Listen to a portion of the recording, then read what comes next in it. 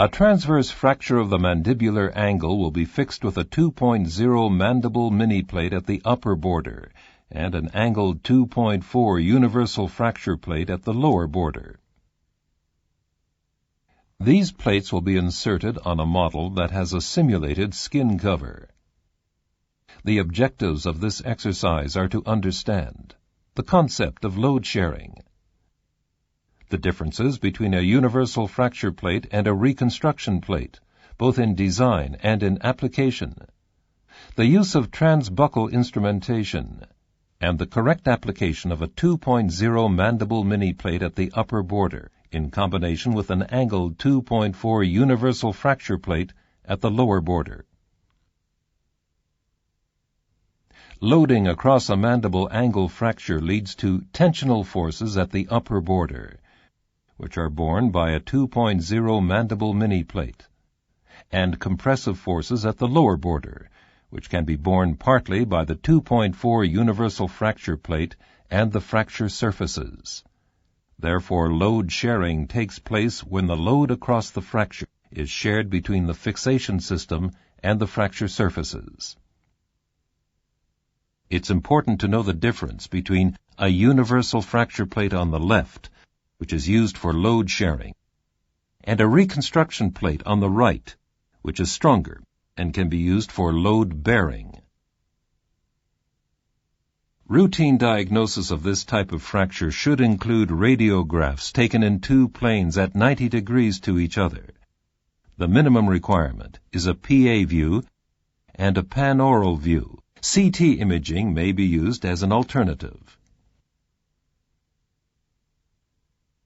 The surgical approach can consist of an oral approach with the assistance of transbuccal instrumentation, an external approach, or a combination of an oral and an external approach.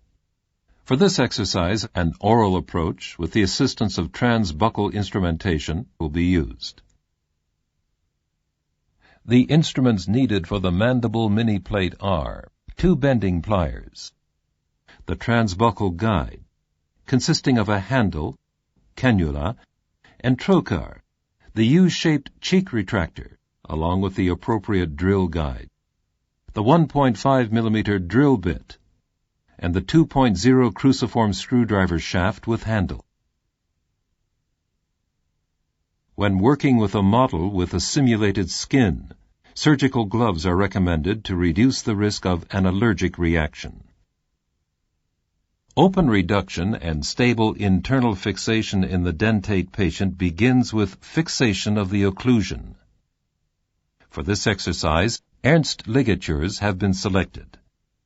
However, it should be noted that many surgeons prefer MMF with arch bars because of the increased stability. To permit drilling, measuring, and insertion of screws in both plates, the ideal position for the transbuccal guide is chosen and marked on the skin.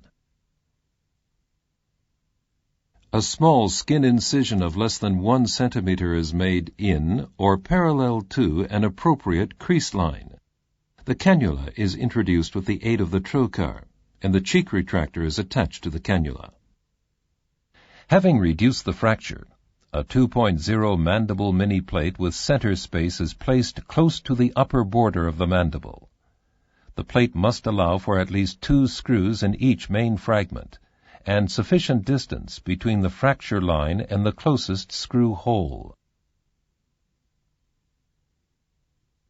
The plate is contoured with bending pliers to match the anatomy.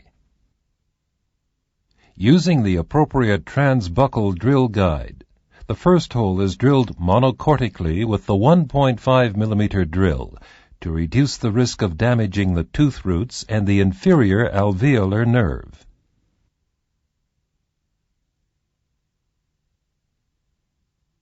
The drill guide is removed, and a 6 millimeter long, 2 millimeter screw is inserted, but not fully tightened, so that the plate can still be adjusted. Sometimes it's useful to insert the first screw into the proximal segment first, so that the plate can be used to reduce the condyle-bearing fragment. The remaining screws are inserted, and all the screws fully tightened.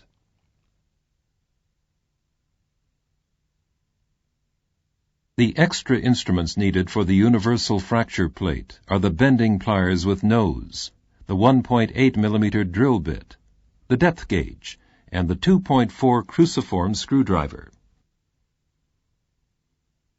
An angled 2.4 universal fracture plate with 6 holes is selected to be attached to the lower border of the mandible, with 3 screws on each side of the fracture. The bending pliers are used to contour the plate precisely to the mandible. A small degree of overbending is advisable, so that the fracture does not open up on its lingual aspect. Using the transbuccal 1.8 neutral drill guide, the first hole is drilled bicortically with a 1.8 millimeter drill. The hole should not be drilled too close to the lower mandibular border. Although the hole does not have to be drilled at 90 degrees to the bone, it should not enter the fracture, nor should its angle interfere with adjacent screws. The depth is measured with the depth gauge.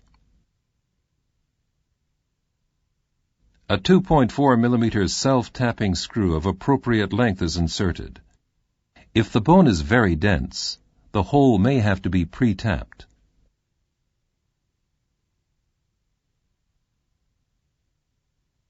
The second screw is inserted in the other fragment at a safe distance from the fracture line. The first screw is now fully tightened.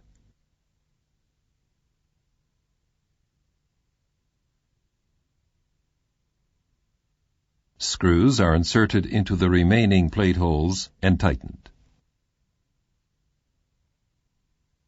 After removal of the transbuccal instrumentation and MMF, the mandible is functionally stable. This exercise has highlighted the principles of load sharing between the fixation system and the fracture surfaces in a simple transverse fracture, and has clearly differentiated the universal fracture plate from a reconstruction plate. Here are the main steps of the exercise once again. Reduction of the fracture and MMF with Ernst ligatures. The use of transbuccal instrumentation. Adaptation and fixation of a 4-hole 2.0 mandible mini plate at the upper border with 6 millimeter long 2 millimeter screws. Adaptation of an angled 2.4 universal fracture plate to the lower border of the mandible. And fixation using 2.4 millimeter screws.